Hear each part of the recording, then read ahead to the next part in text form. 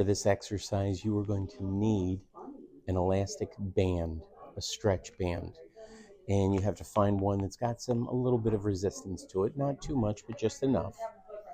And this is a great strengthening exercise for your rotator cuff muscles.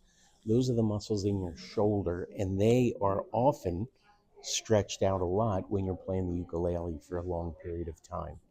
So in this exercise, you are going to stand with your elbows in by your side and bent to 90 degrees. You are going to hold the band about shoulder width apart. And from here, you are going to stretch the band. So the way that I tell people to do this is stretch the band to keep your elbows in. So elbows in, hands out. Elbows in, hands out. Elbows in, hands out. Now, if you want to go for extra credit, which of course I know that you do, I want you to think about squeezing those shoulder blades together.